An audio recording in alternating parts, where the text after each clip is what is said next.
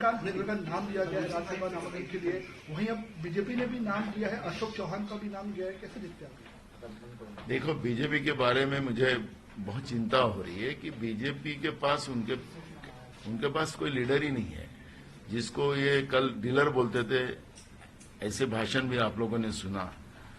BJP के कार्यकर्ता जो कई सालों से बीजेपी के लिए काम कर रहे हैं, उनके लिए इनके पास सीट नहीं है, और जो इंपोर्ट किए लोग हैं उनके लिए स्थान है। ये उन लोगों ने एक बार सिद्ध कर दिया। देश की नहीं, दुनिया की सबसे बड़ी पार्टी है, ये बीजेपी कहती थी।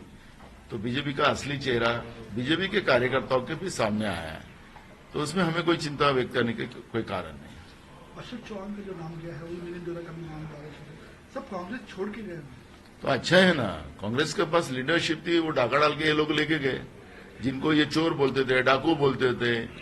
आपने सोशल मीडिया पे कल देखा है, खुद प्रधानमंत्री जी ने व्हाइट पेपर निकाला, तो 2 दिन पहले उनके बारे में लोकसभा में क्या भाषण किया आदर्श घोटाले का, वो भी आपने देखा। तो जो असलियत है, भ्रष्टाचार की असलियत बीजेपी की कितनी मजबूत है, उनकी जड़े मोड़े कितनी मजबूत है, वो तो स्पष्ट हो चुकी है। इसलिए हम बहुत चर्चा नहीं करना चाहते, लेकिन बीजेपी का जो कार्यकर्ता है, जो कई सालों से काम कर रहा है, उसका बेचारे का बेहाल इन लोगों ने करके रखा है। शिवसेना को लेकर कब तक साफ हो सकता है?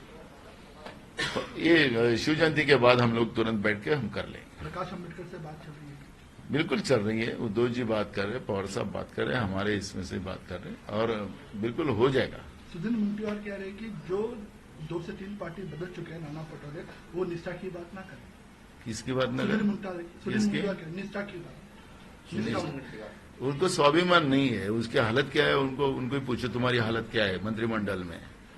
नाना पटोले स्वाभिमानी है, ये किसानों का बेटा है, किसान की लड़ाई लड़ता है, बहुजनों की लड़ाई लड़ता है।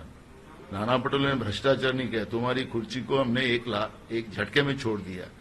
तो ये इस तरह की बातें कर मूल इश्यू को डाइवर्ट मत करो, ऐसा मेरा उनको सलाह है। तुम किसानों के बारे में सोचो, बेरोजगारों के बारे में सोचो, महंगाई बढ़ा रहे उसके बारे में सोचो। हाँ ही करने में नहीं चलेगा, और जिस तरह से तुम्हारे विधानसभा के भाषण थे, उस तरह से तो थोड़ा सा तो भी चलो ना, वो नहीं चलेगा। इस तरह की बात करेंगे। तुम्हारी कौन सी निष्ठा है? जिस जनता को तुमने आश्वासन दिया था, कौन से आश्वासन पूरे किए? जनता के साथ निष्ठा रखो। ये पार्टी करके दुकान चला रहे हो, दूसरे के नेता चोर रहे हो, उस पार्टी के लोग इस तरह की बात करेंगे तो उनकी लायकी नहीं है इस तरह की बातें करने की, और मेरे को उन लोगों ने नहीं समझाना चाहिए। नहीं तो मेरे पास बहुत मसाला है, ऐसा करूंगा तो पता ही नहीं चलेगा। मराठा आरक्षण को लेकर मनोज जरंगे पाटिल की हालत स्थिर नहीं है, कैसे? सरकार धोखा कर रही है, ओबीसी से धोखा कर रही है, मराठा से धोखा कर रही है, और सरकार के धोखे के शिकार जरांगे पाटिल बन रहे हैं, ये बात स्पष्ट है। आपने कमजोर गृह मंत्री कहा फडणवीस को। बिल्कुल कमजोर है। राज्य में कानून व्यवस्था कहां रही है? गुंडा राज शुरू हो चुका है, भ्रष्टाचार का कार्यक्रम शुरू हो चुका है, और ऐसे समय में नेताओं को छोड़ना, दूसरे पार्टी तोड़ना, दूसरे का घर तोड़ना, यही काम वो कर रहे हैं। तो सत्ता का दुरुपयोग कर रहे हैं, और राज्य की जो बुरी हाल बनी है उसकी जवाबदारी फडणवीस की है, जो कानून व्यवस्था नहीं सुधार सकते। नमस्कार, मैं हूं मानक गुप्ता।